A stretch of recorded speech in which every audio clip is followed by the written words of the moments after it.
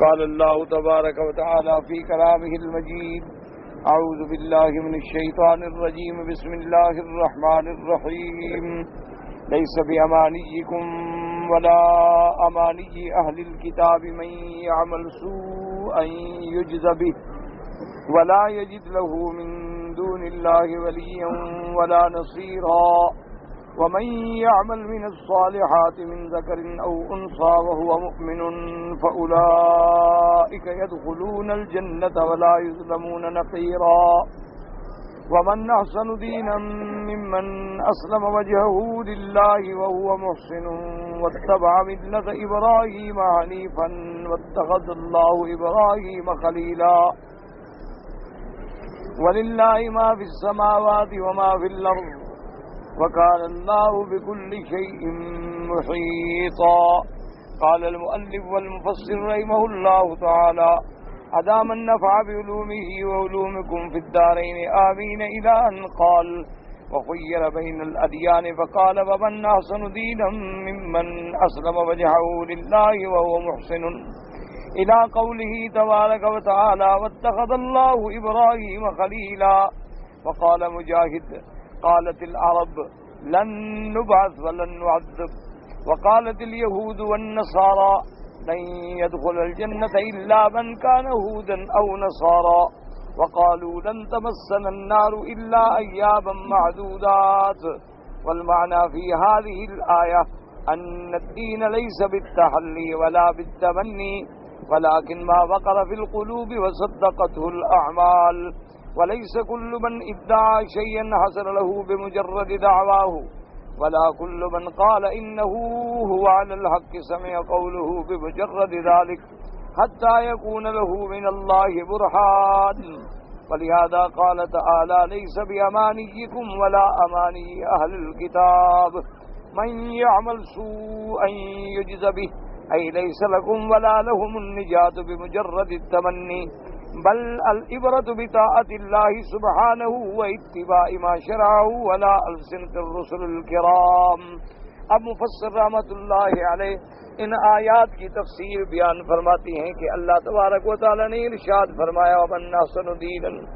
بات یہ کہ حضرت مجاہد رحمۃ اللہ علیہ نے اس آیت کی تفسیر میں ارشاد فرمایا کہ عرب کے جو مشرکین تھے ان کا تو دعویٰ ہی یہ تھا کہ ہم مرنے کے بعد اٹھیں گے ہی نہیں. یعنی مشرکین مکہ جو ہیں وہ تو بالکل باس کے بھی منکر تھے، قیامت کے بھی منکر تھے. وہ یہ کہتے تھے کہ بس یہ دنیا کی زندگانی ہے، بس کھاؤ پیو مر جاؤ، ختم ہو گئی بات. ان ہی الا حیاتنا الدنیا نموت ونحیا. وہ کہتے تھے نہیں ہے زندگانی مگر دنیا کی، بس اسی میں ہم مرتے بھی ہیں پیدا بھی ہوتے ہیں. کوئی مر گیا کوئی پیدا ہو گیا، یا پہلے ہم مردہ تھے پیدا ہو گئے پھر مر جائیں گے، لیکن مرنے کے بعد جو ہے ہم نہیں اٹھیں گے. مشرکین کا یہ عقیدہ تھا کہ مرنا تو ہے لیکن مرنے کے بعد اگلا جو جہان ہے اس پر ان کا ایمان ہی نہیں تھا، آخرت پر ایمان ہی نہیں تھا. وہ باس کے بالکل منکر تھے. البتہ یہود اور نصارہ جو ہیں وہ باس کے منکر تو نہیں تھے. وہ کہتے تھے کہ نہیں اٹھنا تو ہے ہم نے، آخرت بھی ہے قیامت بھی ہے، لیکن یہودی اور نصرانی جو ہیں وہ جہنم میں نہیں جائیں گے، کیونکہ بھئی ہم تو خدا کے بڑے لاڈلے ہیں اور خدا کے پیارے ہیں اور خدا کے محبوب ہیں، اور اللہ کے ساتھ ہمارا بڑا تعلق ہے کہ ہم اس کے بیٹے کے ساتھ تعلق رکھتے ہیں، لہذا ہم تو بالکل پہلے تو جہنم میں جائیں گے نہیں. اور کوئی ان میں کہتا تھا کہ بھئی اگر جہنم میں گئے بھی تو بس چند دن کے لیے ہمیں جہنم میں ڈالا جائے گا. وہ جتنی دن ہمارے ماں باپ نے اس بچڑے کی عبادت کی تھی اتنے دن کے لیے ہمیں جہنم میں ڈالیں گے، اس کے بعد بس ہم جنت میں چلے جائیں گے.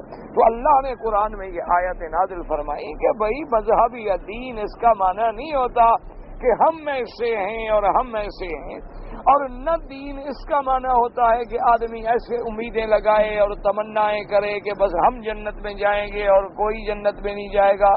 اور نحن ابناء اللہ واحباؤہ. دین تو اس کا نام ہے کہ دل میں تصدیق ہو اور زبان پہ شہادت ہو اور اعمال اس تصدیق کو سچا کریں. یہ ہے ایمان. ایمان صرف یہ نہیں کہ زبان سے کہہ دو، ایمان صرف یہ بھی نہیں کہ دل میں آ جائے. وہ تو علماء کی لفظی تحقیقیں ہیں، علمی تحقیقیں ہیں کہ بھی تصدیق ہے یا ایمان کا معنی کیا ہے، لیکن سب کے نزدیک یہ ضروری ہے کہ دل میں ایمان ہو اور زبان سے بھی اقرار ہو لا الہ الا اللہ محمد الرسول اللہ، اور سارے ارکان و جوارے جو ہیں اس کی تصدیق کریں۔ کیا مانا کہ ہمارے ہاتھ پاؤں ہمارا ساری قوتیں جو ہیں وہ اس ایمان کے حکم کے مطابق اللہ کی فرما برداری میں لگ جائیں، پھر ہے ایمان۔ ایمان اس کا معنی نہیں ہے کہ ایک آدمی کے دل میں ہے کہ جی اسلام بڑا اچھا مذہب ہے لیکن وہ کلمہ نہیں پڑھتا، پھر بھی مسلمان نہیں۔ ایک آدمی زبان سے کلمہ پڑھتا ہے لیکن دل میں ایمان داخل نہیں ہوا، وہ بھی منافق ہے۔ اچھا، ایک آدمی کے دل میں بھی ہے، کلمہ بھی پڑھتا ہے لیکن اعضاء و جوارے اللہ کے راستے میں نہیں لگے ہوئے، تو اس کا بھی ایمان کامل نہیں، اس کا بھی ایمان مکمل نہیں ہو سکتا، کیونکہ ایمان کی تعریف ہی یہ ہے کہ تصدیق بالقلب و شہادت باللسان و تصدیق بالارکان، کہ اپنا دل میں اس کے ایمان کی تصدیق ہو، زبان پہ شہادت ہو اور ارکان اس کی تصدیق کریں، پھر ایمان ہے۔ دیکھیں نا جی، آپ یوں اندازہ لگائیں کہ اگر ایک آم کا درخت ہے تو اس پہ لیمون تو نہیں لگ سکتے نا، اس پہ آم ہی لگیں گے۔ اگر لیمو کا پودا ہے تو اس پہ لیمو ہی لگیں گے۔ اگر اندر ایمان ہے تو پھر اس کے اوپر نماز، روزہ، حج، زکوٰۃ، اللہ کی فرما برداری، اللہ کے نافرمانی سے دور رہنا کوئی ظاہر بھی تو ہو نا، ہمارے اعضاء و جوارے تصدیق بھی تو کریں۔ یہ کیسا ایمان ہے کہ آدمی ایمان کا دعویٰ کرے اور نماز نہیں، آدمی اسلام کا دعویٰ کرے اور اللہ کے قرآن پہ عمل نہیں، اسلام کا دعویٰ کرے اور حضور پاک صلی اللہ علیہ وسلم کی سنت کے مطابق نہ شکل ہے، نہ صورت ہے، نہ سیرت ہے، نہ عمل ہے، نہ کردار ہے، بس دعویٰ ہے جی ہم مسلمان ہیں اور خدا بڑا غفور الرحیم۔ بھائی جو خدا غفور الرحیم ہے اس نے جو حکم دیا ہے تو اس کی نافرمانی کی جائے؟ دیکھو نا، اگر آپ کا دنیا میں ایک آپ کہتے ہیں جی میں جس کے پاس نوکری کرتا ہوں بہت ہی اچھا آدمی، بڑا مہربان ہے، بڑا ماشاءاللہ اچھا آدمی ہے، میری کبھی زبان سے اس نے ہمیں گالی بھی نہیں دی، اور جناب ہمیں تنخواہ کیا، تنخواہ سے تو ویسے بھی ہمیں زیادہ دے دیتا، اور تو اب اس کا تقاضا کیا ہے کہ تم اس کا کام نہ کرو اس لیے کہ مالک شریف ہے۔ یہ کیا معنی ہوا کہ اللہ غفور الرحیم ہے اس لیے ہم نماز نہیں پڑھتے کہ وہ غفور الرحیم ہے، اس لیے ہم نماز نہیں پڑھتے، روزہ نہیں رکھتے، حج نہیں کرتے، زکوٰۃ نہیں دیتے، صدقات نہیں دیتے کہ وہ غفور الرحیم ہے، اس لیے ہم گناہ کرتے ہیں کہ خدا غفور الرحیم۔ بھائی غفور الرحیم ہے تو قہار بھی تو ہے، غفور الرحیم ہے تو سریع الحساب بھی تو ہے، غفور الرحیم ہے تو عزیز الانتقام بھی تو ہے، غفور الرحیم ہے تو شدید العقاب بھی تو ہے، غفور الرحیم ہے تو پکڑنا چاہے تو اپنے انبیاء علیہ السلام کی معمولی سی اجتہادی خطا پر انبیاء کو امتحان میں ڈال دے، تو ہماری کیا طاقت ہے؟ اس لیے ایمان کا معنی یہ ہے۔ اب دیکھیں مفسر نے فرمایا کہ اللہ نے یہ آیت نازل کی تو اس کا کیا ہوا کہ بھی ایمان صرف تحلی اور تزین زینت کا نام نہیں کہ بس بن ٹھن جاؤ یا امیدیں لگا رکھو نا، ما وقر فی القلوب وصدقتہ الاعمال، کہ جو دل میں گھر کر جائے اور پھر اعمال اس کی صداقت کی گواہی دیں کہ بھئی اس کے اندر ایمان ہے۔ اسی لیے رحمۃ اللہ علیہ فرماتی ہیں وَلَيْسَ كُلُّ مَنْ ادَّعَىٰ شَيْئًا أَصْلُ بِمُجَرَّدِ دَعْوَاهُ، یہ تو کبھی نہیں ہو سکتا کہ جو بندہ دعویٰ کرے بس اس کو دعوے سے مل جائے، یہ تو نہیں بس ہم اللہ کے پیارے ہیں۔ کیا دلیل ہے بھی اللہ کے اچھے پیارے ہو نماز نہیں پڑھتے ہو، اللہ کے اچھے پیارے ہو خدا کی نافرمانیاں کرتے ہو؟ وَلَا كُلُّ مَنْ قَالَ إِنَّهُ عَلَى الْحَقِّ سَمِعَ، یہ نہیں کہ جو بندہ دعویٰ کرے کہ میں حق پہ ہوں، ایسے تو یہودی بھی کہتا ہے کہ میں حق پہ ہوں، نصرانی بھی کہتا ہے کہ میں حق پہ ہوں، یا اور ہندو سے پوچھو تو وہ بھی کہتے ہیں کہ ہم حق پہ ہیں، اگر سکھ سے پوچھو تو وہ بھی کہتے ہیں ہم حق پہ ہیں۔ جتنی باطل فرقے ہیں، آگ کے پجاری، سورج کے پجاری، چاند کے پجاری، سب کہتے ہیں ہم حق پہ۔ کوئی کہتا ہے کہ میں غلطی پہ ہوں؟ اگر یہ بات مان لیں تو پھر جھگڑا ہی ختم ہو جائے نا۔ اگر یہ بات آ جائے دل میں کہ بندہ سمجھ لے کہ بھائی میں غلطی پہ ہوں، میں اب ٹھیک ہو جاؤں، تو پھر تو سارے جھگڑے ہی مٹ جائیں۔ یہی تو مصیبت ہے کہ وَلِلنَّاسِ فِيمَا يَعْشِقُونَ وَزَائِبُ، جو صحابہ کا دشمن ہے وہ کہتا ہے میں حق پہ ہوں، جو اہل بیت کا دشمن ہے خارجی ناصبی وہ کہتا ہے میں حق پہ ہوں، جو قبروں پہ سجدے کرتے ہیں وہ کہتے ہیں ہم حق پہ ہیں، ہم اللہ والوں کے پجاری ہیں، اور جو غیر اللہ کے نام پہ چڑھاوے چڑھاتے ہیں ان سے پوچھو وہ بھی کہتے ہیں ہم حق پہ ہیں۔ تو اس لیے مفسر نے فرمایا کہ حضرت مجاہد فرماتے ہیں کہ صرف دعوے کرنے سے آدمی حق والا نہیں بن جاتا، جب تک کہ اس پہ اللہ کے قرآن سے اور فرمان رسول پاک سیدنا محمد مصطفیٰ صلی اللہ علیہ وسلم سے کوئی دلیل نہ ہو۔ اب دیکھیں ایک آدمی خدا کے گھر کا طواف کر رہا ہے، وہ کہتا ہے میں حق پہ ہوں، کیوں؟ دلیل ہے وَلْيَطَّوَّفُوا بِالْبَيْتِ الْعَتِيقِ، اللہ کا حکم ہے کہ میرے گھر کا طواف کرو، جو سب سے پہلا گھر ہے، جو سب سے عزت والا، سب سے حرمت والا، سب سے شان والا گھر ہے۔ ایک آدمی صفا مروہ دوڑتا ہے، وہ کہتا ہے میں حق پہ ہوں، کیوں؟ دلیل ان الصفا والمروہ من شعائر اللہ، اللہ نے فرمایا صفا مروہ اللہ کے شعائر میں سے ہے، اور میرے آقا سرکار دو عالم صلی اللہ علیہ وسلم دوڑے تو دلیل آ گئی۔ آپ نے کہا میں حج پہ آتا ہوں، میں حق پہ ہوں، کیوں؟ قرآن کہتے للہ علی الناس حج البیت من استطاع الیہ سبیلا، آپ نے قربانی کی، آپ کہتے ہیں میں حق پہ ہوں، کیونکہ قرآن کہتا ہے ہدیم بالغ الکعبہ فلیبلغ الہدی محلہ، اللہ نے فرمایا قربانی کا، حج کی قربانی کے جانور اس کے مقام پہ پہنچاؤ اور ذبح کرو۔ آپ نے جناب جانور ذبح کیا اور کھایا پڑا بسم اللہ اللہ اکبر۔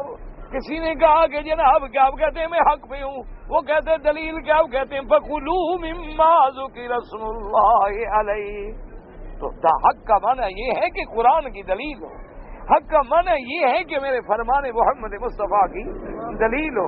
اب آدمی کوئی ہو، بڑے سے بڑے بزرگ کے روضے پہ سجدہ کرے، اس سے کہو کہ کوئی دلیل، وہ کہے جی ایسے کرتے تھے ماں باپ، قرآن سے آیت پڑھو، کہتے جی قرآن کی آیت کو علماء کا کام ہے، ہمارا تو باپ دادا ایسے کرتا تھا، اللہ والوں کا مقام ہے جی، ادب کر رہے ہیں نا اللہ۔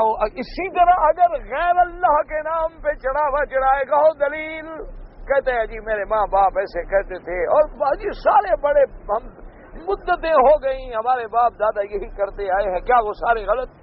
یہ دلیل نہیں ہوتی، یہ تو پھر مشرکوں والے جواب ہیں کہ ان سے بھی جب پوچھا جاتا ہے کہ بتوں پہ چڑھاوے کیوں چڑھاتے ہو، بتوں کے طواف کیوں کرتے ہو، غیر اللہ کو کیوں پکارتے ہو، لات عزا کے نعرے کیوں لگاتے ہو، وہ کیا کہتے انا وجدنا آباءنا، وہ کہتے ہیں ہم نے اپنے باپ دادے کو اسی طریقے پہ دیکھا تھا۔ اللہ نے فرمایا میرا بدی ان کو کہو کہ تمہارا باپ دادا اگر جاہل ہو، اگر جہنمی ہو تو تم بھی جہنمی بننا چاہتے ہو، یہ کوئی دلیل ہے کہ میرا باپ ایسے کرتا تھا؟ کسی کا باپ داڑھی منڈاتا ہو تو داڑھی منڈانا جائز ہو گیا، کسی کا باپ حقہ پیتا ہو تو حقہ پینا بھی جائز ہو گیا، کسی کا باپ چوری کرتا ہو گیا جی باپ دادے کا کام ہے پرانا، ہمارا نسل سے یہی کام ہے تو وہ حلال ہو جائے گا؟ یہ کوئی دلیل کیا ہے؟ اللہ کا قرآن ہو، قرآن کیا کہتا ہے؟ جب ہم نبی پاک سے پوچھتے ہیں کہ میرے آقا ہمیں بتائیں ہم اللہ والوں کی قبروں پہ ادب سے تعظیم سے سجدہ کریں، حضور نے فرمایا لعن اللہ الیہود والنصارى اتخذوا قبور انبیائہم مساجدا، آپ نے فرمایا خبردار، یہ تو یہودیوں کا طریقہ ہے، نصرانیوں کا طریقہ ہے، اللہ ان پہ لعنت کرے جنہوں نے قبروں کو سجدہ گاہ بنا لیا، اور محمد مصطفیٰ لعنت بھیج رہے ہیں، اور وہ کہتے ہیں نہیں جی عظمت ہے، تعظیم ہے، نماز والا سجدہ اور ہے اور قبر والا سجدہ اور ہے۔ اب اچھا ایک انگریز دیکھ رہا ہو تو وہ کیسے فرق کرے گا کہ یہ نماز والا سجدہ ہے یا قبر والا ہے؟ اللہ کے بندے کہتے ہیں جی وہ تو عبادت ہے، یہ تعظیم ہے، تو یہ عبادت جو ہے وہ اللہ کی تعظیم نہیں ہوتی؟ اللہ کے بندے عظمت نہیں ہوگی دل میں خدا کی تو سجدہ کون کرے گا؟ نماز کا تو معنی یہی ہے کہ اللہ کے لیے انتہائی عظمت اور بندے کے لیے انتہائی تذلل، غایت تواضع، غایت تذلل، اسی کا نام تو عبادت ہے۔ اور عبادت کا کیا معنی ہوتا ہے کہ آدمی اپنے آپ کو مٹی پہ ڈال دیتا ہے کہ مولا تیری عظمت کی کوئی حد نہیں اور میری پستی کی انتہا ہو گئی کہ میں نے وہ چہرہ جو تو نے سارے بدن میں اچھا بنایا تھا تیرے نام پہ سجدے پہ ڈال، مٹی میں پڑا ہوں، مجھ پہ رحم فرما۔ تو اس لیے ہمیشہ یاد رکھیں، اس لیے مفسر نے فرمایا کہ سمجھو ہر وہ آدمی جو دعویٰ کرے کہ میں سچا ہوں تو اس کے دعوے کو ہم سچا نہیں مان لیں گے، الا ببرہان، مگر دلیل ہو، قرآن سے دلیل لائے یا فرمان محمد مصطفیٰ صلی اللہ علیہ وعلی آلہ وصحبہ وسلم تسلیما کثیرا کثیرا۔ اس لیے اللہ نے قرآن میں فرما دیا کہ تمہاری تمنائیں کچھ نہیں، لیس لکم ولا لہم النجات بمجرد التمنی، مسلمانوں نہ تمہارے لیے نہ اہل کتاب کے لیے محض امیدوں سے نجات نہیں ملتی، محض باتوں سے نجات نہیں ملتی، محض کہانیوں سے نجات نہیں ملتی، بل العبرۃ بطاعت اللہ وسبحانہ، بلکہ عبرت یہ ہے کہ دیکھا جائے گا کہ یہ کتنا اللہ کا فرما بردار ہے، کتنا اللہ کا مطیع ہے، اور ما شرعہ علی السنۃ الرسل الکرام، اور اللہ بھی عبادت وہی منظور کرتی ہے، وہ فرماتی ہے عبادت میری ہو، نمونہ محمد مصطفیٰ کا ہو صلی اللہ علیہ وسلم۔ یہ نہیں کہ اپنے منشے سے عبادت کرو، یہ تو نہیں، پھر اپنے منشے سے عبادت ہو تو کوئی الٹا لٹک جائے کہ عبادت کر رہا ہوں، کوئی ایک ٹانگ پہ کھڑا رہے ساری رات کہ جی عبادت کر رہا ہوں، کوئی آدمی 20 دن کے لیے کھانا پینا چھوڑ دے، کیوں؟ مگر جی میں عبادت کر رہا ہوں۔ اس لیے صحابہ سے بڑی جماعت کوئی نہ پیدا ہوئی نہ ہوگی، یاد رکھیں، صحابہ جیسی جماعت نہ قیامت تک پیدا ہوگی اور نہ پہلے زمانے میں کوئی میرے مدنی کے صحابہ کا مقابلہ کر سکتا۔ اس لیے صحابہ نے کھل کے کہا تھا کہ میرا مدنی لسنا صحاب موسیٰ، ہم کوئی موسیٰ کے صحابی ہیں، ہم تو محمد الرسول اللہ کے غلام ہیں، ہم کوئی اصحاب موسیٰ تو نہیں ہیں۔ اللہ اکبر۔ امام مالک نے کتنی پیاری بات لکھی، اللہ امام مالک تیری قبر پہ رحمت فرما۔ وہ فرماتے تھے کہ دیکھو خدا کی شان ہے، یہودیوں سے پوچھو تو وہ کہتے ہیں کہ موسیٰ علیہ السلام کے صحابی اور ساتھی اچھے تھے، نصرانیوں سے پوچھو تو وہ کہتے ہیں عیسیٰ علیہ السلام کے صحابی اور ساتھی اچھے تھے، وہ کہتے ہیں کتنا بدبخت ہیں جو کہتے ہیں محمد مدنی کے ساتھی برے تھے، یعنی یہود و نصارہ سے بھی گئے گزرے ہو گئے نا، کہ یہود و نصارہ بھی اصحاب محمد مصطفیٰ کو اچھا کہتے ہیں، اصحاب موسیٰ کو اچھا کہتے ہیں، اصحاب عیسیٰ کو اچھا کہتے ہیں، لیکن ہماری کتنی بدقسمتی ہوگی کہ ہم اصحاب رسول پاک کو، اصحاب محمد مصطفیٰ صلی اللہ علیہ وسلم کے بارے میں اگر صحیح عقیدہ نہ رکھیں تو اس سے بڑی بدبختی کیا ہو۔ اللہ تبارک و تعالیٰ سے دعا کرو اللہ ہر مسلمان کو صحابہ، اہل بیت، اولیاء کرام کی صحیح عقیدت و محبت نصیب فرمائے اور صراط مستقیم پہ ہمیں قائم و دائم فرمائے۔ یہ زبانی کلامی دعوے تو پر سارا جہان کرتا ہے، زبانی کلامی دعووں سے کچھ نہیں ہوتا جب تک کہ اس پر دلیل نہ ہو اور حجت نہ ہو۔ اللہ تبارک و تعالی ہر بات پر آپ سے یہ، اور پھر عبادت کا معنی یہ نہیں ہے کہ جو تم سوچو تمہارا عقل، نہ، عبادت وہ ہو کہ لقد کان لکم فی رسول اللہ اسوۃ حسنہ، کہ میرے مدنی کے ہر عمل میں نمونہ ہے۔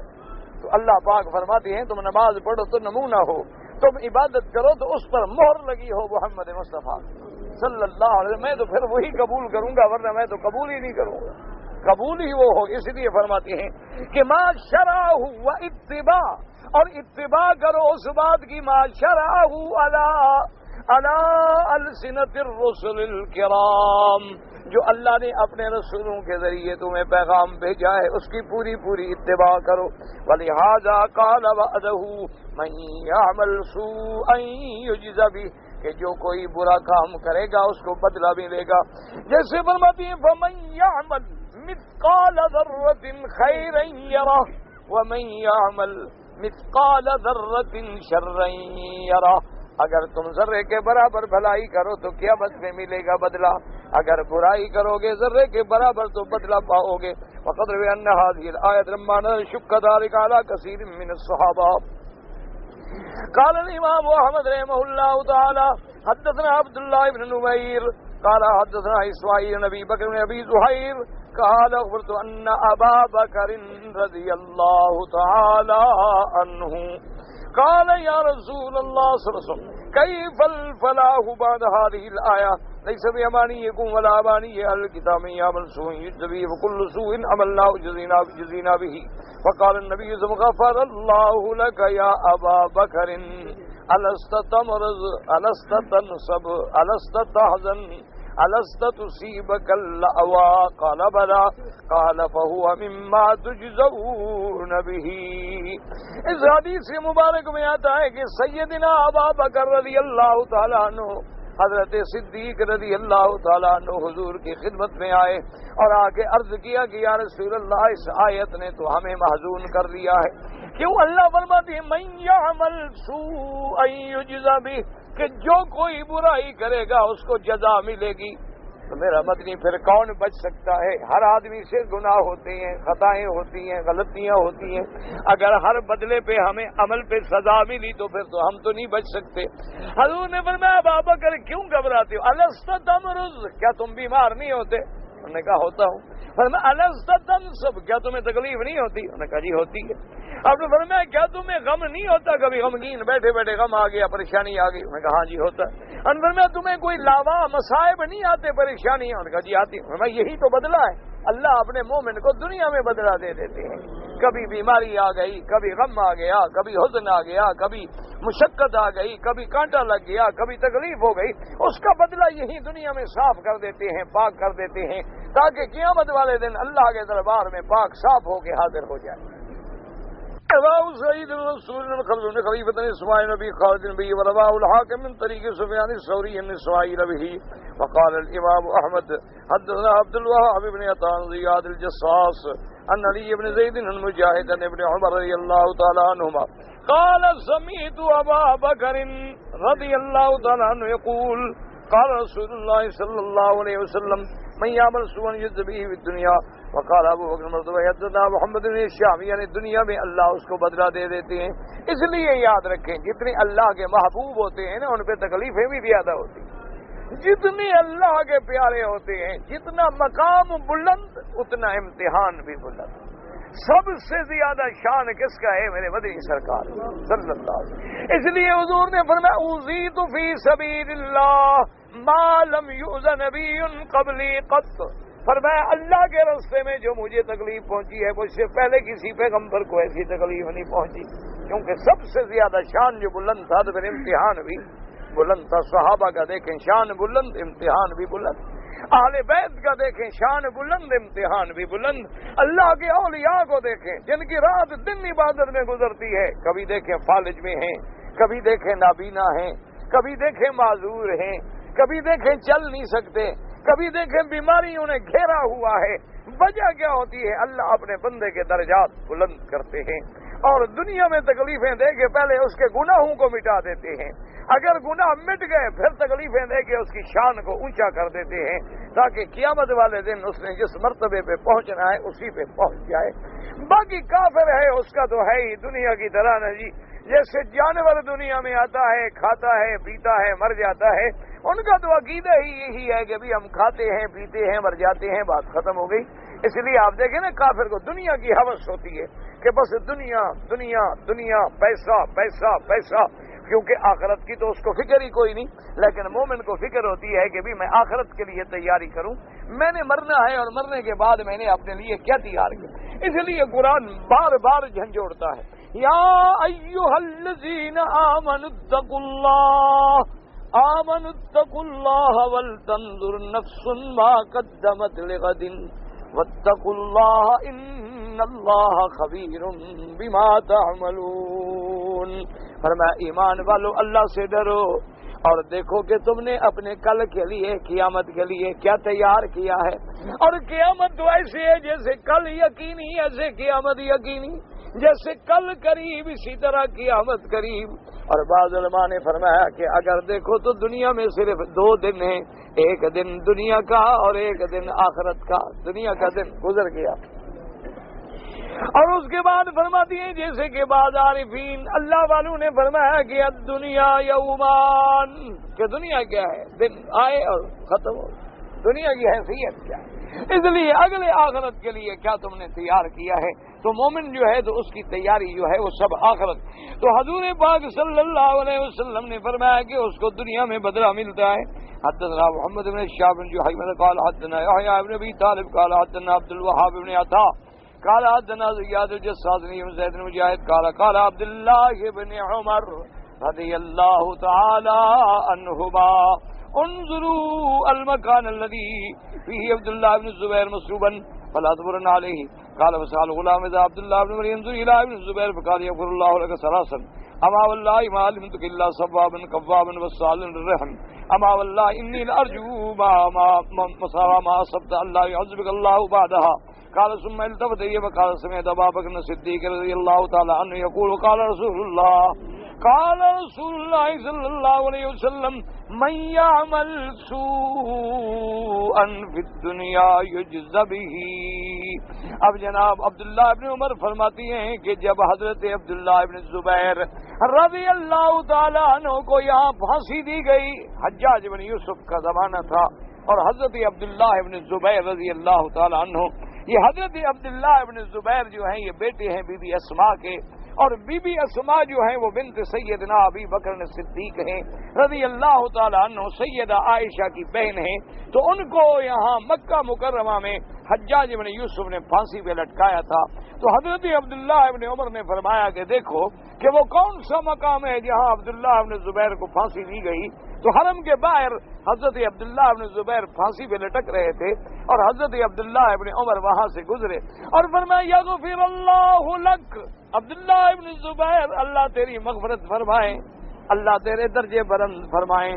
اور فرمایا مارا کا اللہ صوامن قوامن، فرمایا کہ میں نے تجھے ساری زندگی عبادت کرنے والا پایا، روزے رکھنے والا، نمازیں پڑھنے والا، وصالا للرحم، اور رحم اور قرابت داری رشتہ داری پر مہربانی کرنے والا. لیکن آج تو دنیا میں اتنے بڑے امتحان سے گزرا ہے کہ پھانسی پہ چڑھا ہوا ہے.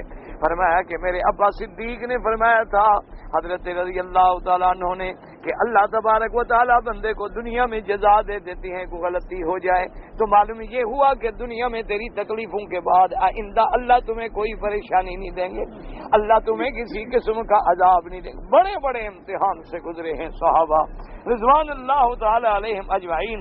چونکہ حجاج بن یوسف جو ہے وہ تاریخ میں ظالم هذه الامہ، میرے مدنی کی امت کا سب سے بڑا ظالم انسان گزرا ہے. اللہ تبارک و تعالیٰ کی شان ہے. لیکن حق والے جو ہیں نا جی، حق والے وہ کبھی کسی سے نہیں ڈرتے. اللہ اکبر. حضرت حسن بصری رحمت اللہ علیہ کے بارے میں آتا ہے کہ حجاج بن یوسف کی مجلس میں ایک دفعہ آئے، اور حجاج تو بڑا ظالم تھا نا، اس کے بعد ماں سوائے سزائے موت کے کوئی آرڈر ہی نہیں تھا. وہ تو ایک ہی بات جانتا تھا کہ بس جو سامنے آیا موت، جو سامنے آیا موت، ایک ہی بات. وہ تو جب حاکم بنا تو اس نے کہا، پہلا اعلان یہ کیا کہ لوگوں تمہارے سروں کی فصلیں پک چکی ہیں، اللہ نے مجھے عذاب بنا کے کاٹنے کے لیے بھیجا. میں نے کہا جیسے فصل پک جاتی ہے نا تو کاٹی جاتی ہے، تمہارے سروں کی فصلیں بھی پک چکی ہیں اور میں تو کاٹنے کے لیے آیا ہوں، ٹھیک ہو جاؤ ورنہ میرے پاس تو ایک ہی سزا ہے، بس ہر مسئلے پہ تلوار.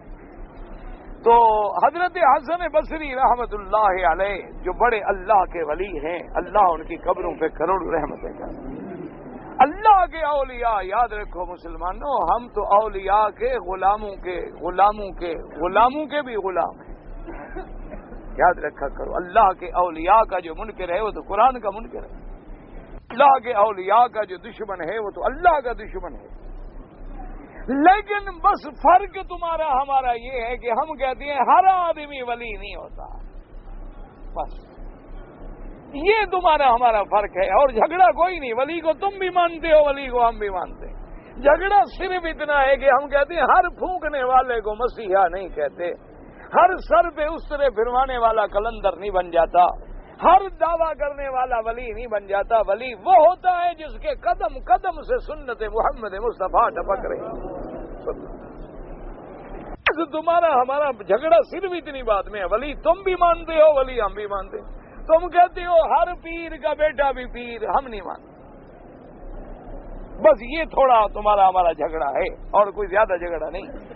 تم کہتے ہو جی مرشد کا بیٹا ہے، شرابی ہے، زانی ہے، لیکن یہ بھی مرشد ہے. کیوں؟ مرشد کا بیٹا جو ہے، ہم نوح کا بیٹا نہیں مانتے، تم ہمیں کہتے ہو مرشد کا بیٹا مانتے. ہم تو نبی کا بیٹا بھی نہیں مانتے کہ انہ عمل غیر صالح، کہ تیرے عمل اچھے نہیں، لہذا میرے مدنی میرے حضرت نوح سے تیرا تعلق نہیں. تو ہم تو نبی کے بیٹے کو بھی عمل اچھا نہ ہو تو نہیں مانتے. ہم تو آج حضرت ابراہیم کے ابا آزر کو بھی نہیں مانتے، ہم تو محمد مصطفیٰ کے چچا ابو جہل کو بھی نہیں مانتے. تمہاری مرضی ہے، مان لو کہ رشتہ دار ہے حضور کا. تم مانتے ہو تو مان لو کہ بھی حضور کا رشتہ دار ہے. تمہارے نزدیک ہر سید پیر ہے اور ہر سید کا بیٹا جو ہے پیر ہے. ہم کہتے ہیں نا، اگر وہ سید بھی تب بنے گا جب غلام محمد مصطفیٰ بنے گا. حضور کا غلام بن جائے، وہ بلال حبش کا ہو ہمارا سید ہے، اور مدنی کا دشمن بن جائے، نبی ہو ابھی جہل ہو تو لعنت اللہ علیہ. بس اتنا فرق ہے اللہ کے بندے. یہ نہیں کہ تم نہیں مانتے ہو ولیوں کو ہم نہیں مانتے، ہم وہاں بھی ہو گئے.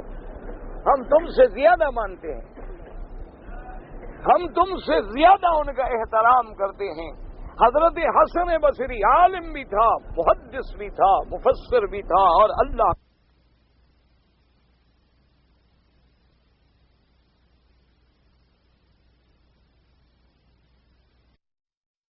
پائے.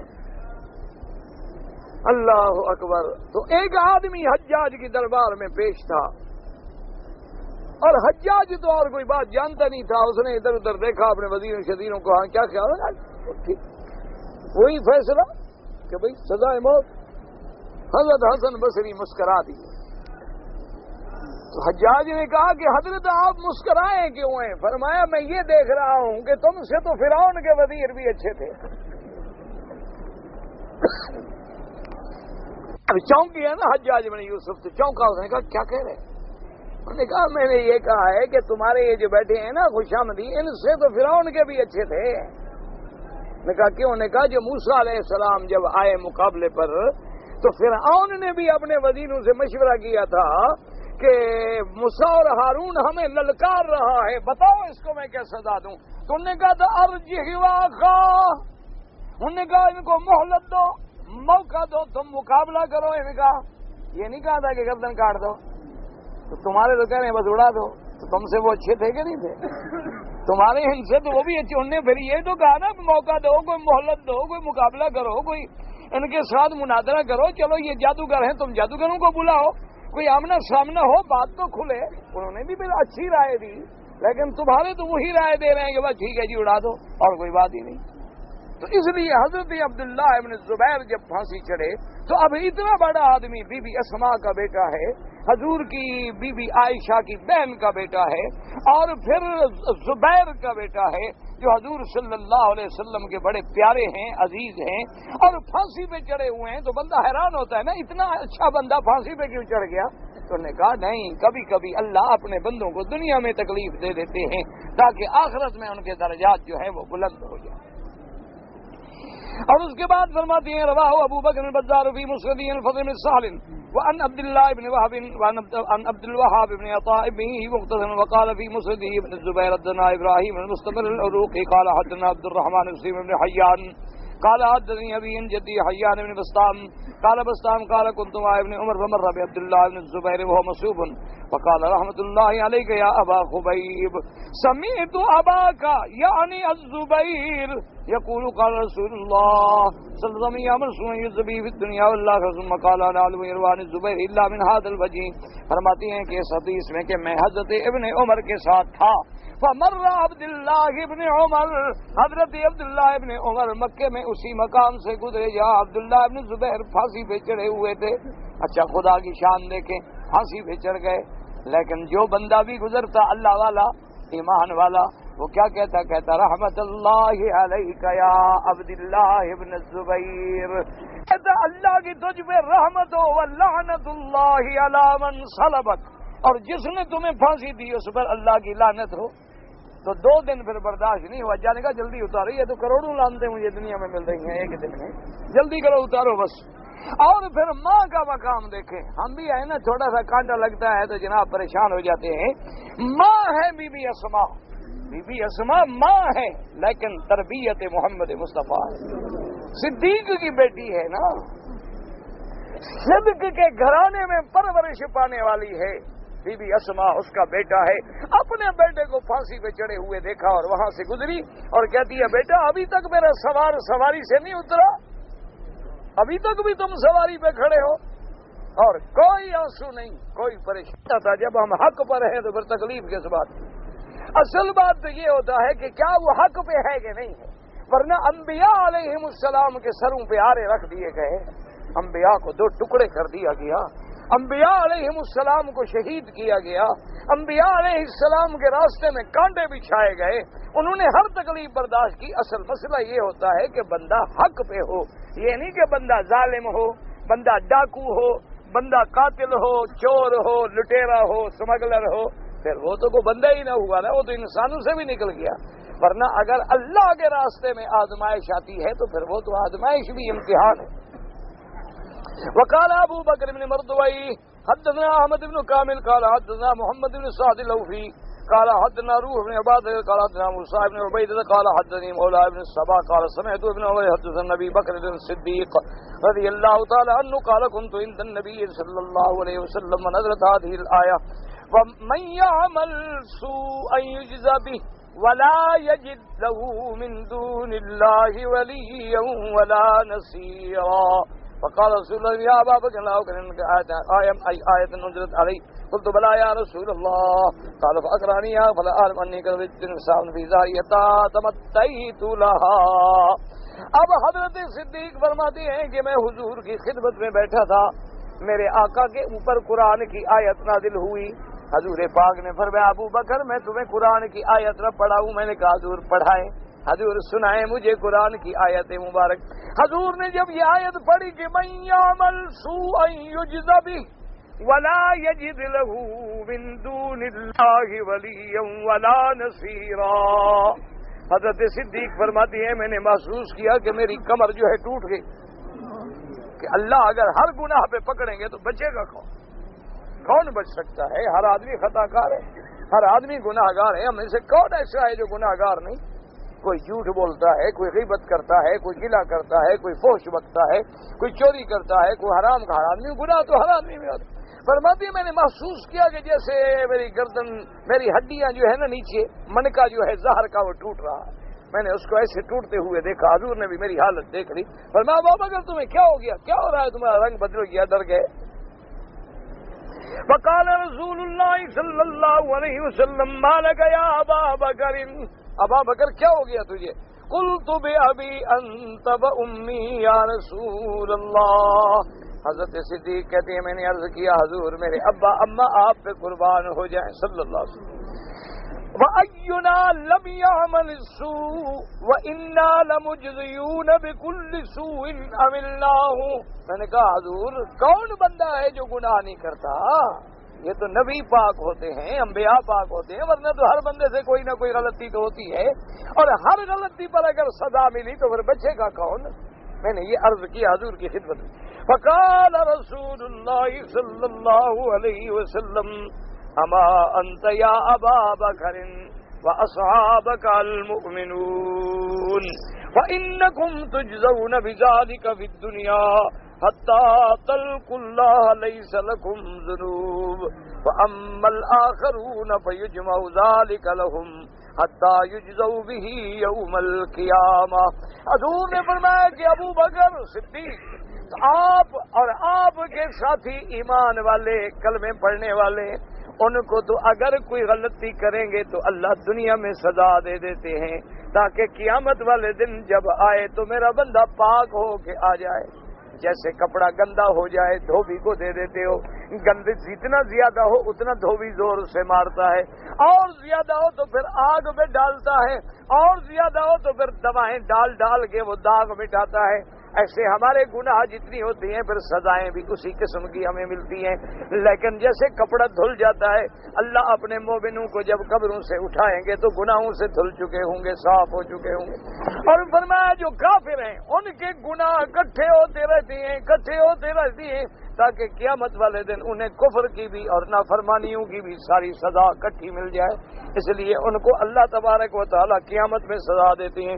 وقد رواه الترمذي عن يحيى بن موسى وعبد بن حميد عن روح بن وادبه ثم قال موسى بن ضعف ومولى بن سبحان، اس سند کے اندر ایک راوی ہے موسیٰ ابن عبیدہ، یہ ضعیف ہے، اور ایک راوی ہے مولا ابن سباع، یہ مجہول ہے، اس کا پتہ ہی نہیں کیا حال ہے اس کا۔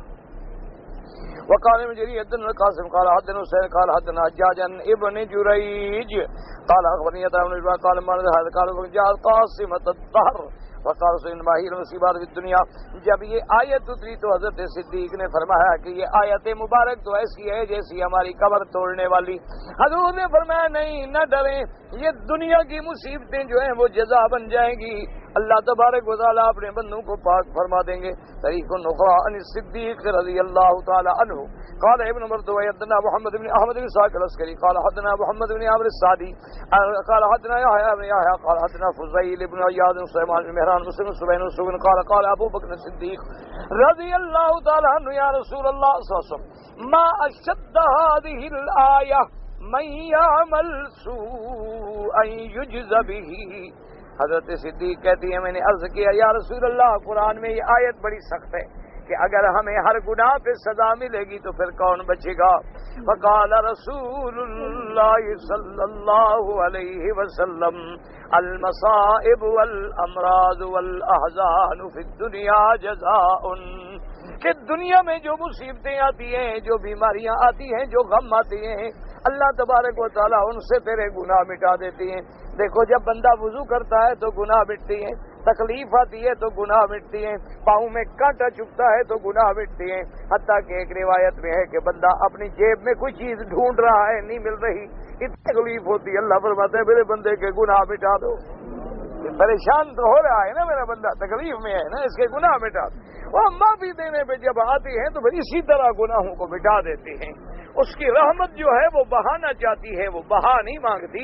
اصل بات یہ ہے کہ ہم مومن بن جائیں، ہم اللہ کے راستے پہ چلنے والے بن جائیں، اللہ کے راستے پہ آنے والے بن جائیں، اور اللہ تبارک و تعالیٰ کی اطاعت و فرما برداری. اور ویسے دل سے سارے حضرات دعا کرو کہ اللہ ہمیں بغیر مصیبتوں کے، بغیر آزمائشوں کے معافی عطا فرما. کون سے بلا ہم تو اس امتحان کے قابل بھی نہیں ہیں نا کہ ہم مصیبتیں جھیل سکیں. ہم جھیل سکتے؟ ہم تو ذرا سی پریشانی آئے تو نیندیں اڑ جاتی ہیں، آرام اڑ جاتے ہیں، فکر پڑ جاتا ہے کیا ہو گیا کیا ہو گیا. حالانکہ مومن نے پتہ ہے جو اللہ نے لکھا ہے وہ تو ٹال نہیں سکتا. وَمَا تَشَاءُونَ إِلَّا أَن يَشَاءَ اللَّهُ. تم کیا چاہتے ہو وہی ہوگا جو اللہ چاہتا ہے، اور جو اللہ تقدیر میں لکھ چکا ہے وہ ٹل بھی نہیں سکتا. یہ عقیدہ پھر بھی بندہ ہے، انسان ہے، ذرا پریشانی آ جائے. اس لیے خدا سے حضور نے جو دعا سکھلائی نا وہ کیا تھی کہ اللہم انک عفو تحب العفو فاعف عنا. میرا اللہ عفو تیری صفت ہے اور تو معاف کرنے کو بڑا محبوب رکھتا ہے، مہربانی کر کے ہمیں بھی معافی عطا فرما دے، بس معافی مل جائے. اسألک العفو والعافیہ، کیونکہ امتحان جو ہے بڑا مشکل ہوتا ہے. حضرت یوسف علیہ السلام کے بارے میں روایات میں ہے کہ جب جیل میں تکلیف ہوئی، مدت گزر گئی، لبث فی السجن وَلَبِثَ فِي السِّجْنِ بِضْعَ سِنِينَ. 100 مدتیں گزر گئیں، تکلیف ہو گئی. اب جیل کی زندگی اللہ بچائے، ہر مسلمان کو امتحان سے بچائے. اور دعا کیا کرو جو لوگ ناحق قید میں پڑے ہیں اللہ ان کی بھی رہائی کے بندوبست فرمائے. اللہ تبارک و تعالیٰ ان کی مصیبتیں بھی آسان کر دے. کتنے لوگ ہیں بیچارے جو بغیر گناہوں کے پکڑے، کتنے لوگ ہیں بیچارے جو غربت کا نشانہ ہیں، بس پولیس کے مظالم کا شکار ہیں. کتنے لوگ ہیں جو مسجدوں میں سوئے ہوئے پکڑ کے جیل میں ڈال دیے گئے، کوئی پوچھنے والا نہیں، کوئی ضمانت دینے والا نہیں، کوئی چھڑانے والا نہیں، کسی کو پتہ ہی نہیں کوئی کہاں پڑا. انا للہ و انا الیہ راجعون. بس دعا کریں اللہ سب پہ رحم کرے.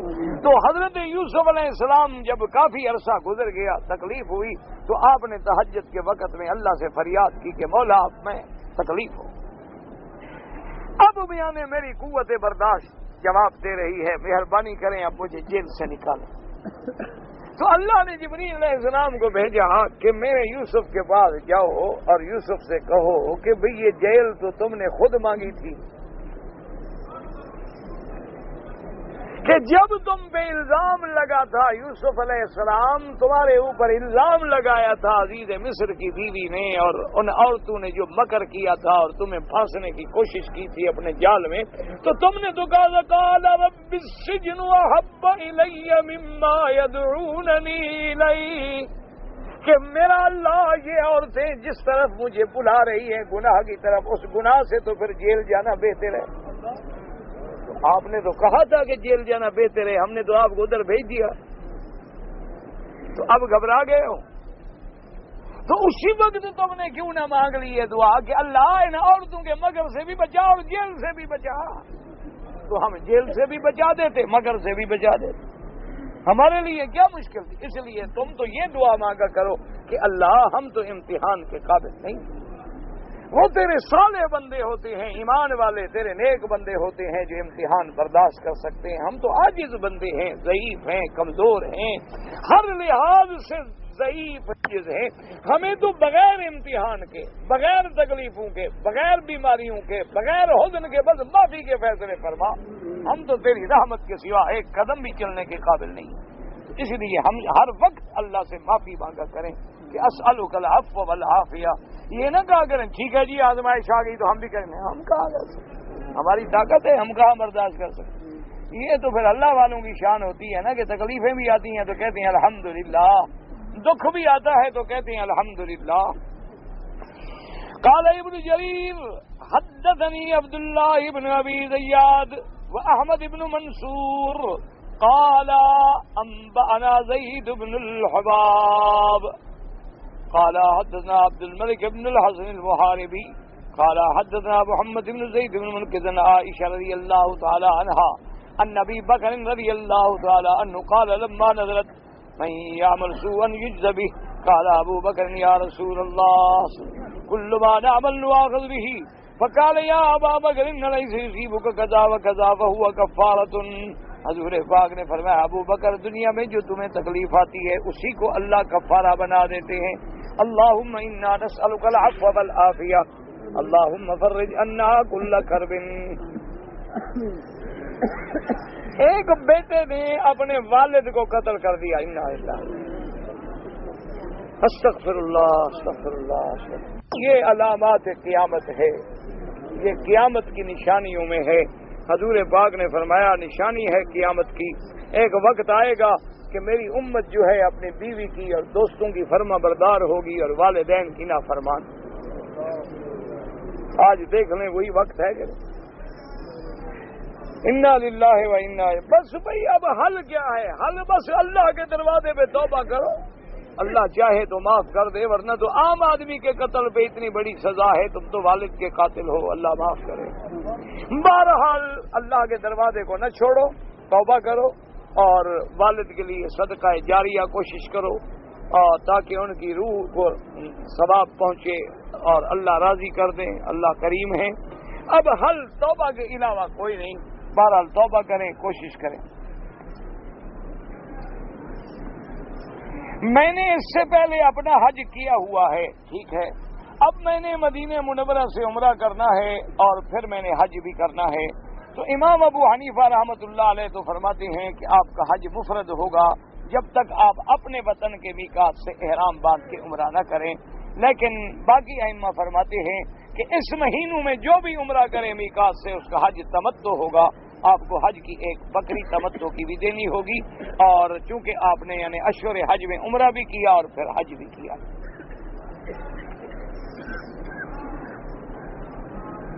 اگر جدے کے رہنے والے جو ہیں کہ وہ عمرہ کریں، بھائی افضل یہ ہوتا ہے کہ اب مکے والے جدے والے سب مکے والوں کے حکم میں ہیں.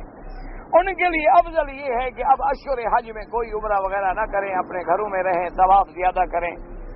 اور ان کا حج جو ہے حج افراد ہوگا اور ان کو حج کی کوئی بکری دینا ضروری نہیں ہوگی. اپنی خوشی سے رکھنا چاہے تو رکھ لے، کوئی منع بھی نہیں ہے، لیکن واجب نہیں ہوگی. اگر وہ عمرہ کریں میقات سے اور اگر اپنے وطن کے میقات سے پھر تو سب کے نزدیک تمتع ہو گیا، کوئی اختلاف ہی نہیں. لیکن اگر وہ عمرہ کریں مدینہ منورہ سے یا طائف سے تو امام احمد بن حنبل رحمۃ اللہ علیہ اور امام شافعی رحمۃ اللہ علیہ کے نزدیک ان کا تمتع ہو جائے گا. امام ابو حنیفہ فرماتے ہیں تمتع کے لیے ضروری ہے کہ اپنے وطن کا البام مال اہل ہو اور اپنے وطن سے عمرہ کرے اشہر حج. اگر ایک آدمی پہلے حج کر چکا ہے، اب شوال میں وہ چاہے لاکھ عمرے کرے، دوبارہ حج فرض نہیں ہوتا. سمجھو مسئلہ، حج زندگی میں ایک دفعہ فرض ہے. بس ایک دفعہ حج کر چکا ہے، اب عمرے کرے نہ کرے، اب پھر حج فرض نہیں ہوتا۔ اللہ توفیق دے تو نفلی حج ہے، نہ توفیق دے تو کوئی ضروری نہیں ہے، واپس چلا جائے، اپنے گھر جائے، کوئی پابندی نہیں۔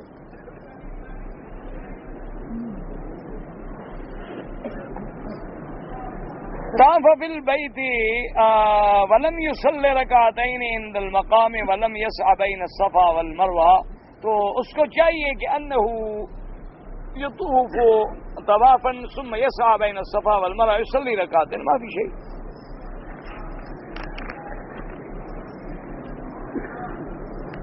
اگر کوئی عورت مکے میں ہے اور اس کو حیض آ گیا اور 4 دن کے بعد وہ پاک ہو گئی، خون بند ہو گیا، یہ نہیں ہے، اس کی جو عادت ہے وہ پوری کرنی ہوگی، چاہے مکے میں ہو چاہے اپنے ملک میں ہو۔ یعنی عورت کی عادت 7 دن ہے تو 7 دن پورے کرے گی، 8 دن ہے تو 8 دن پورے کرے گی، 4 دن ہے تو 4 دن پورے کرے گی۔ یہ نہیں ہے کہ خون تو بعض عورتوں کا پہلے دن بھی بند ہو جاتا ہے، یہ ضروری نہیں ہے۔ اس کی عادت کو دیکھنا ہے، جو اس کی سابقہ عادت مقرر ہے۔ مکے میں آگے کو مسئلہ نہیں بدل جاتا، مکے میں وہی مسئلہ رہتا ہے جو ہر جگہ ہے۔ بچی ہے، اس کی آنکھوں کی بینائی چلی گئی، بھئی اللہ تبارک و تعالیٰ تو لوٹانے پہ قادر ہیں نا، ڈاکٹر علاج نہ کر سکیں، لیکن خدا جو لینے والا ہے وہ دے بھی تو سکتا ہے۔ آپ ملتزم پہ اس کے لیے دعا کریں، زمزم پی کے دعا کریں، اس کو بھی زمزم پلایا کریں۔ باقی جو آپ نے خواب دیکھا ہے، کوئی کنواں ہے فلاں ہے، تو اشارہ ہے کہ زمزم سے علاج کرو۔ پیشاب کھڑے ہو کر کرنے سے گناہ ہوتا ہے، کوئی گناہ نہیں ہوتا۔ تم اونٹ بننا چاہتے ہو کیا؟ کسی کو کیا اعتراض ہے؟ کسی اور کو کیا تکلیف؟ کوئی گناہ نہیں۔ اگر کوئی مجبوری ہے کھڑے ہو کے بھی پیشاب کر سکتے ہو، ورنہ بیٹھ کے پیشاب کرنا چاہیے تاکہ قطرے تیرے بدن پہ نہ آئیں۔ ایسی جگہ پیشاب کریں کہ نیچے پتھر نہ ہو کہ چھینٹے اوپر اڑ کے واپس آئیں۔ ان لوگوں کے نزدیک تو چونکہ پلیتی اور حلال حرام کا کو پاکی نہ پاکی کا مسئلہ ہی نہیں ہوتا نا، وہ تو ایک پینٹ پہنتے ہیں، وہی انشاءاللہ جب مرتے ہیں اترتی ہے، اور جتنا پرانی ہوتی جائے فیشن میں اور بلند ہوتا جاتا ہے آدمی، اور اسی میں ساری دنیا کا اپنا پرایا پیشاب سب اسی میں ہوتی ہے۔ پیشاب چوس ہے، وہ پینٹ نہیں ہوتی، وہ تو جین کی جو پینٹ ہے نا، اس میں تو ایسی برکت ہوتی ہے کہ 2 من پیشاب اندر چوس لے گی۔ تو ان کو تو کوئی فرق نہیں پڑتا، نہ انہوں نے نماز پڑھنی ہے، نہ حلال حرام دیکھنا ہے، نہ پاکی پلیتی دیکھنی ہے۔ مسلمان کے لیے حکم ہے کہ بیٹھ کے پیشاب کرے۔ ویسے ایک حدیث مبارک میں ہے کہ حضور پاک نے کھڑے ہو کر پیشاب فرمایا، لیکن اکثر محدثین فرماتے ہیں کہ عذر تھا، تکلیف تھی، اس وجہ سے حضور صلی اللہ علیہ وسلم نے پیشاب فرمایا۔ تو امت کو مسئلہ سمجھا دیا کہ مجبوری ہے، جگہ ہی کوئی نہیں تو کیا کرو، کھڑے کھڑے بھی کر لو، کوئی حرج نہیں، مجبور ہے انسان نے پیشاب تو کرنا ہے نا۔ بہت سارے مقام ایسے ہوتے ہیں جہاں کوئی جگہ ہی نہیں ہوتی کہ کیا کرے، بیٹھے تو کہاں بیٹھے، یا اس نے لباس ہی ایسا پہنا ہوا ہے کہ اللہ کا عذاب ہے، بیٹھ سکتا ہی نہیں، تو آخر کیا کرے غریب نا، کہاں جائے غریب، آخر پیشاب تو کرنا ہے نا، ورنہ مرے گا نا بیچارہ۔ اس لیے کھڑے کھڑے بھی کر سکتا ہے، لیکن ساری زندگی حضور نے بیٹھ کے پیشاب فرمایا، اور یہ بھی حکم دیا ایسی جگہ پیشاب کرو اگر حمام پکے ہیں تو آپ اتنے دور ہوں کہ اس کے چھینٹے پہ نہ پڑیں، یا پھر اگر میدان ہے تو کچی زمین ہو تاکہ پکی زمین پہ نہ بیٹھے۔ حکم دیا کسی بل میں سوراخ میں بھی پیشاب نہ کرو، پتہ نہیں پیشاب جانے سے اندر کوئی سانپ ہے، کوئی بچھو ہے، نکل کے تمہیں ایذا پہنچائے، تمہیں تکلیف پہنچائے۔ اس لیے حضور نے حکم فرمایا پیشاب کرو تو پھر ڈیلے کے ساتھ استنجا بھی کرو تاکہ قطرے اچھی طرح خشک ہو جائیں، یا آج کل یہ جو رومال ہوتا ہے ٹیشو، یہ استعمال کر لو، پھر پانی کے ساتھ استنجا کرو، کیونکہ جو آدمی یعنی ٹیشو بھی استعمال کرے، پانی بھی استعمال کرے، اللہ نے اس کی قرآن میں مدح بیان فرمائی ہے کہ ان اللہ یحب التوابین ویحب المطہرین۔ حضور نے فرمایا تھا مدینے والو، اللہ نے تمہاری تعریف کی ہے نظافت میں، تم کیا کرتے ہو؟ انہوں نے کہا حضور ہم ڈیلے کے ساتھ بھی استنجا کرتے ہیں، پھر پانی کے ساتھ بھی کرتے ہیں۔ تو حضور نے فرمایا اس لیے اللہ نے تمہاری مدح فرمائی ہے۔ اگر بغیر لباس کے ہم غسل کریں تو غسل ہو جاتا ہے، تو کیا لباس میں بھی غسل کرنا ہوتا ہے کیا؟ تو آدمی حمام میں ہے، پردہ ہے، دروازہ بند ہے، تو کوئی حرج نہیں۔ وہ تو اللہ والے لوگ جن کا مقام بلند ہے نا، وہ تو حمام میں بھی کپڑا باندھ کے غسل کرتے ہیں۔ وہ کہتے ہیں ہمیں اپنے اللہ سے تو حیا آتی ہے نا، اللہ کے آگے تو ہر چیز کھلی ہے۔ وہ ایک ورنہ غسل ہو جاتا ہے اگر حمام بند ہے، دروازہ بند ہے اور آپ اندر اکیلے ہیں، کوئی حرج نہیں، ہو جاتا ہے غسل۔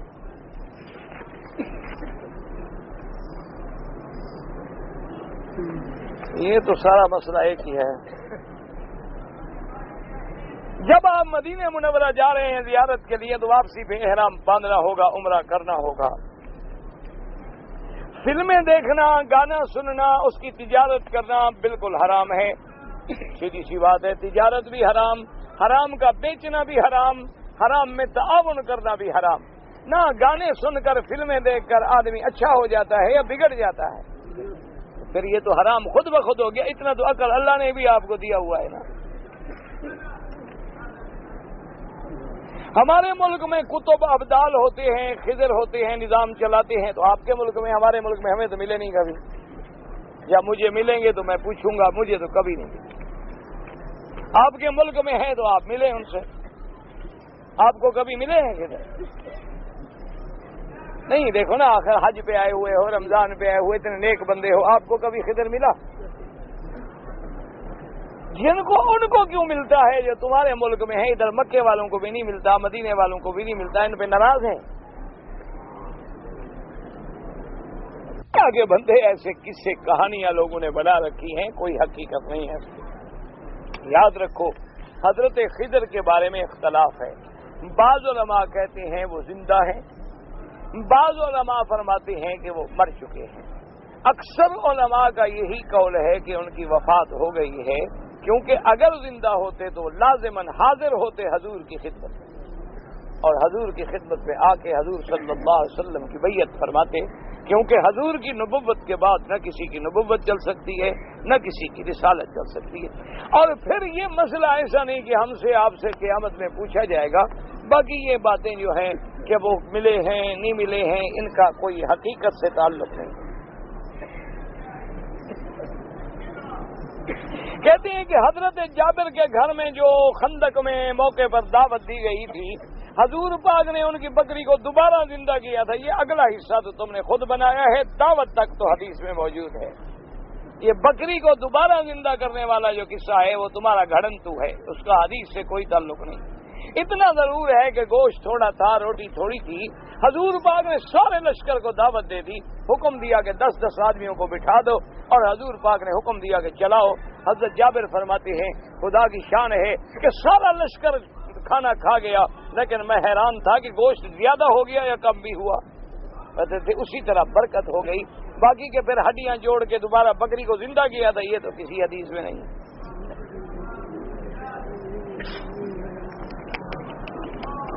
ایک آدمی نے وصیت کی تھی عمرے کی، ٹھیک ہے کرو بالکل، انشاءاللہ اللہ ثواب دے گا اس کو بھی آپ کو بھی. اس نے کہا تھا کہ میں تمہیں کچھ دے دوں گا، وہ دیتے تو وہ بھی لے لینا، طے نہ کرو. نے غیر ارادی طور پر احرام کھولنے کے بعد 5 منٹ اور 20 منٹ کے دوران بعد میں سر بال منڈوائے، کوئی حرج نہیں، ٹھیک ہو گیا. کہتے ہیں جی کہ ہم نے دیکھا ہے کہ یہاں لوگ صفوں میں دور دور کھڑے ہوتے ہیں، تو ہماری غلطی ہے، صفوں میں اتصال ہونا چاہیے. اب ہر آدمی کو پکڑ کے کیسے کھڑا کریں؟ یہ مسئلہ تو ہمیں سمجھنا چاہیے نا کہ پہلی صف، پھر دوسری، پھر تیسری، پھر چوتھی. اگلی میں جگہ ہے تو دوسری والا آگے چلا جائے تاکہ تیسری والا دوسری میں آ جائے. یہ تو ہماری ذمہ داری ہے، لیکن لوگ خیال نہیں کرتے. اچھی بات نہیں. صفیں جو ہیں بالکل برابر بنائیں، سیدھی بنائیں، متصل بنائیں، بلکہ اللہ تبارک و تعالی اس صف پر نظر بھی نہیں فرماتے جو ٹیڑھی ہوتی. جی کہ کتابوں میں لکھا ہے کہ عورت طواف کی حالت میں، عمرے کی حالت میں، طواف کی حالت میں نہیں، احرام کی حالت میں چہرہ کھلا رکھے. لیکن وہ بھی لکھا ہے کتابوں میں، بی بی فرماتی ہیں کہ اذا هذین الرجال صدلنا علی وجوہنا، کہ جب آدمی سامنے آتے تھے تو ہم فوراً کپڑا گرا لیتی تھی، اور جب آدمی دور چلے جاتے تھے تو ہم ہٹا لیتے تھے. اب تو آدمی دور جاتے ہی نہیں، زیادہ کپڑا لٹکتا رہے، کوئی حرج نہیں. ایک آدمی نے فرض روزے کی حالت میں بیوی سے مذاق ہنسی میں